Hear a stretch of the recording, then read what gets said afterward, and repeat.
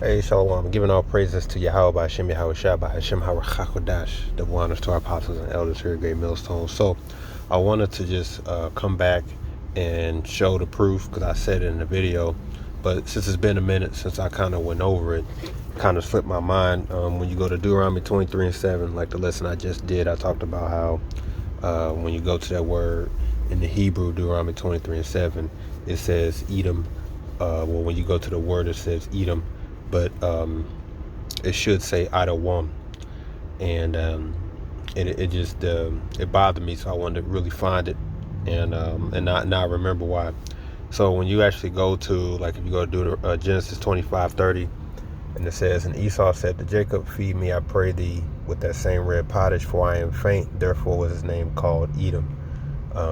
When you go to it, it'll say H130, and right there it says Idam.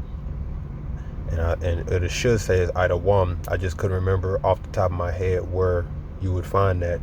But that's because it's actually listed here in the Hebrew. So when you go to the Hebrew text up here, the very last word, that's Idawam.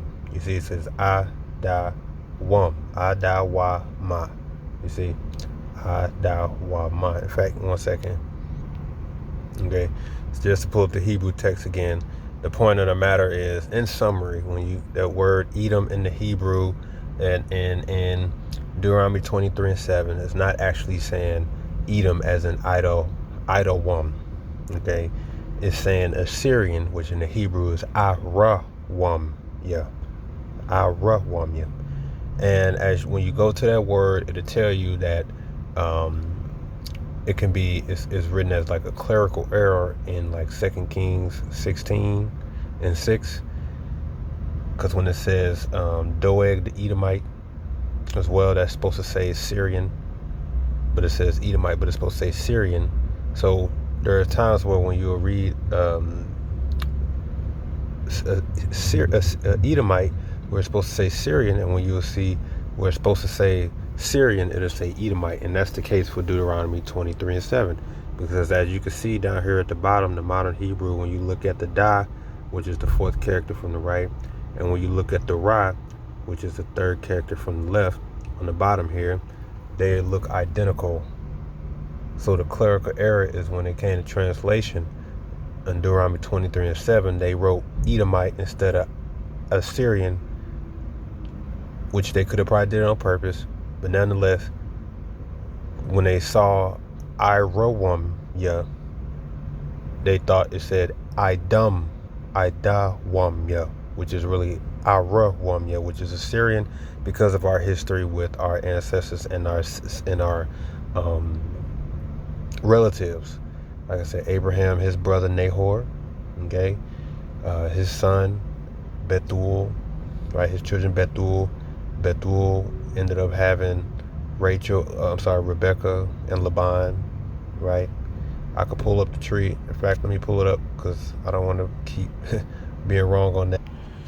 All right, got the family tree right here. Yep. So you got Abram. Yep. Nahor had Milcah. Right. He had Bethuel. Bethuel had Laban and Rebecca, right? So they were brothers. So Rebecca is Abraham's niece, and Laban, his children, Leah and Rachel, which were also Syrians, were our mothers. That's the wives of Jacob. So that's what that's talking about.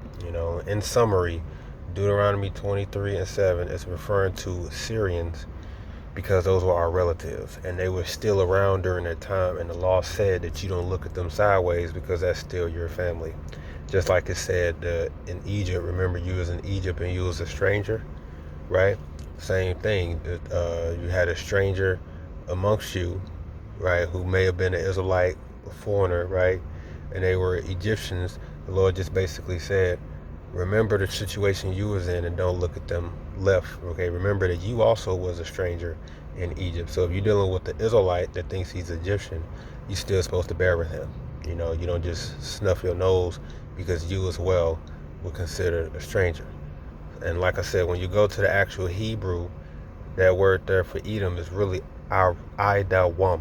So it's really Idawam because that's an actual Hebrew text. Why, when you go to the word, they just do Idam, I'm not sure. But, well, actually, there it is right there. You see? H123, it says Idam, but they got Idam, but they got right there Idawam. So it's really Idawam. And, you know, they do actually the same thing for Yahushua or Joshua. When you go to Joshua, right? When you go to Joshua,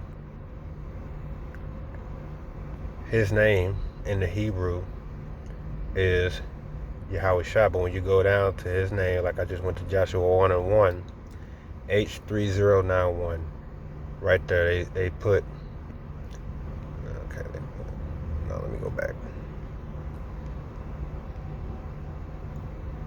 This way. Right there, they put Yahweh Shawai. Yahweh Shawai. But in the actual text, okay, it's not Yahweh Shawai. Okay. In the actual text, it is simply right there, Yahweh Shai. Sh and then the I. So Yahweh Shai. So it's not Yahweh Shawai. It's really Yahweh Shai, because in the actual Hebrew text there is Yahweh Shawai. Why do they do that? I don't know. But that's why they got the text there. So I just wanted to clarify that, because I said that it should say Idawam, and I didn't remember where to find it. So it bothered me, but the Spirit led me back to there to say, oh, that's right, it's in the actual Hebrew text. So it really should say, it says Idawam in the Hebrew. And Edomites is Idawam Yum, right? So that's the difference. Okay, it's a clerical error. It's not talking about an actual Edomite. All right, and I believe that the leader of IUIC, they know that intentionally, and they are being intellectually dishonest. So that's shalom.